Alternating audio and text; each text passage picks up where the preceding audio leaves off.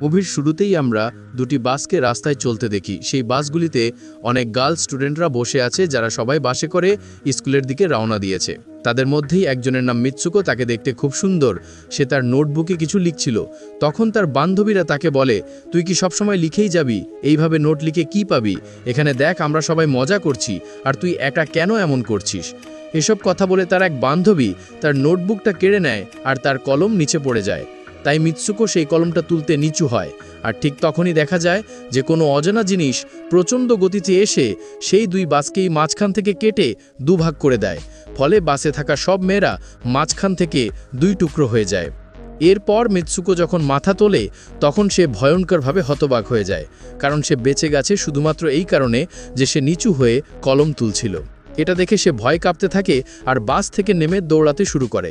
আর এখানেই জানা যায় যে জিনিসটা সবাইকে কেটেছিল সেটা কোনো তলোয়ার বা অস্ত্র নয়, বরং হাওয়া, মানে এক ভয়ানক বাতাস যা সবাইকে কেটে দুটুকরো করে ফেলেছে।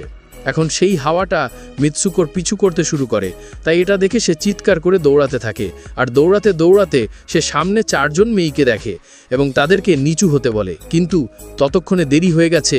সেই ভয়ঙ্কর হাওয়া এসে তাদেরকেও মাঝখান থেকে কেটে ফেলে। তবে তাদের মধ্যে একজন মেয়েকে মিৎসুকো বাঁচিয়ে নেয়। তারা তখন কিছু সাইকেল চালানো মেয়েদেরকে দেখতে পায় এবং তাদেরকে সতর্ক করার চেষ্টা করে, কিন্তু সেই হাওয়া তাদেরকে কেটে ফেলে, যেমনটা আগের মেয়েদের সঙ্গে হয়েছিল। এই সময় যাকে মিৎসুকো বাঁচিয়েছিল সেও মারা যায়। এটা দেখে মিৎসুকো আরও ভয় পেয়ে দৌড়াতে শুরু করে। এরপর দেখা যায় মিৎসুকো একটা নদীর ধারে পৌঁছায়, যেখানে অনেক মৃতদেহ পড়ে আছে, যাদের ওই অদৃশ্য হাওয়া কেটে মেরে ফেলেছে।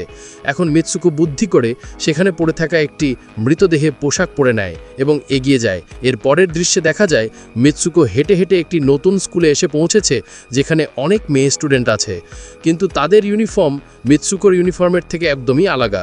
তখন সে বুঝতে পারে এই স্কুলটা তার নিজের স্কুল নয়। ঠিক তখনই একটি মেয়ে তার কাছে এসে বলে, তুই কেমন আছিস? আসলে সে ছিল মিৎসুকোর বেস্ট ফ্রেন্ড। কিন্তু মিৎসুকো বলে, তুমি কি সত্যি আমার বেস্ট ফ্রেন্ড? কারণ সে কিছুই বুঝতে পারছিল না তার সাথে আসলে হচ্ছেটা কি। আর এখানে বোঝা যায় যে মিৎসুকো আর তার বেস্ট ফ্রেন্ড একে অপরকে খুব ভালোবাসে। কিন্তু হঠাৎ আবার জোরে হাওয়া বইতে শুরু হয়। তখন মিৎসুকো ভয় পেয়ে বিল্ডিংয়ের ভেতরে চলে যায়। তার বেস্ট ফ্রেন্ড বুঝতে পারছিল না কি হচ্ছে।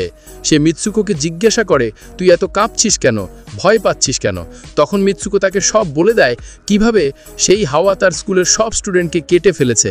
এই কথা শুনে তার বান্ধবী তাকে জানালার পাশে নিয়ে গিয়ে বলে, দেখ, এটা তো শুধু হাওয়া, আর কিছু নয়।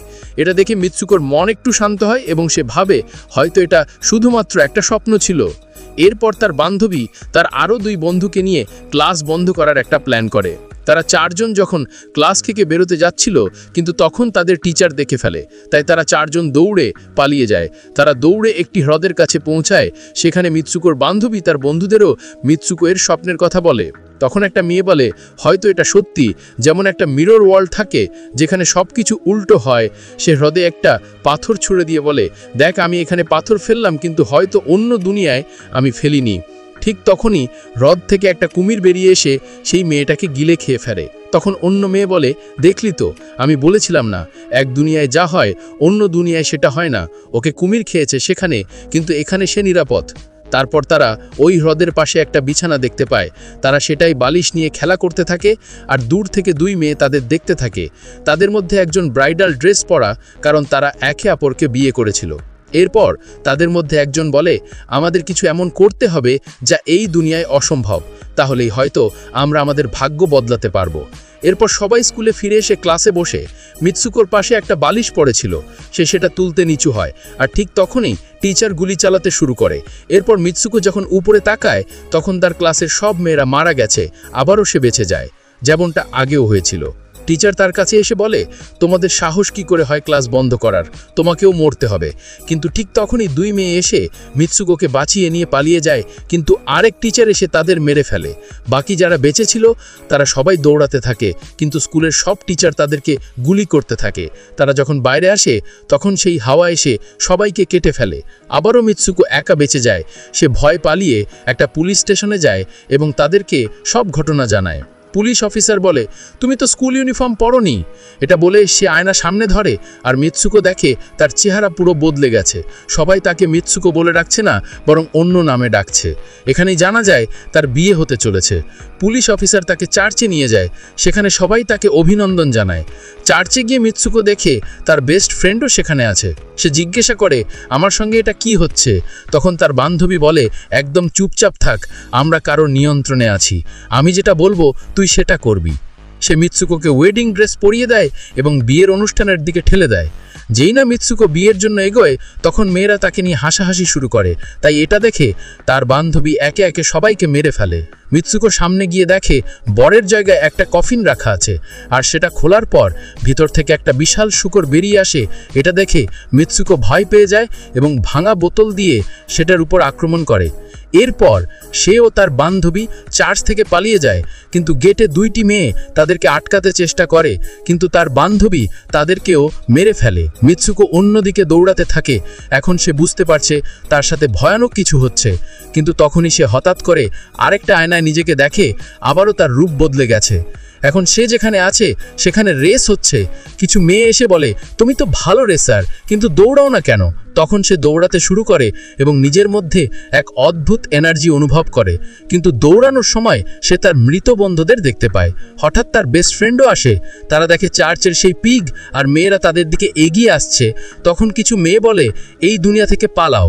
তখন মিৎসুকো দৌড়ে একটি অন্ধকার ফাঁকা জায়গায় পৌঁছায়। সেখানে কিছু স্টুডেন্ট ছিল। তারা বলে, আমরা সবাই মৃত আর তোমাকেও মেরে ফেলবো। কিন্তু ঠিক তখনই তার বেস্ট ফ্রেন্ড এসে তাদের মধ্যে একজনকে মেরে মিৎসুকোকে বাঁচায়। সে মিৎসুকোকে বলে, তুমি নাম জোরে জোরে বলো। তখন মিৎসুকো নিজের নাম চিৎকার করে বলতে থাকে, আর তখনই সে নিজের আসল রূপে ফিরে আসে। আর তার বেস্ট ফ্রেন্ড তার হাতে লাগানো তার দেখিয়ে বলে, দয়া করে এটা টেনে বের করো, যাতে আমি এই দুনিয়া থেকে মুক্তি পাই। তখন মিৎসুকো ভয় পায়, কারণ তার বন্ধুটি মারা যেতে পারে। কিন্তু অনেক অনুরোধের পর সে তারটা টেনে বের করে, আর সঙ্গে সঙ্গে তার শরীর দুই টুকরো হয়ে যায়। তখন মিৎসুকো একটা গেট দেখতে পায়। সে ওই দরজা দিয়ে বেরিয়ে এসে দেখে সে এখন পুরুষদের দুনিয়ায় আছে। সেখানে তার পোস্টার লাগানো। কিছু ছেলে সেটা দেখছে। তাদের মধ্যে একজন এসে বলে, তুমি এখানে ভবিষ্যতে আছো।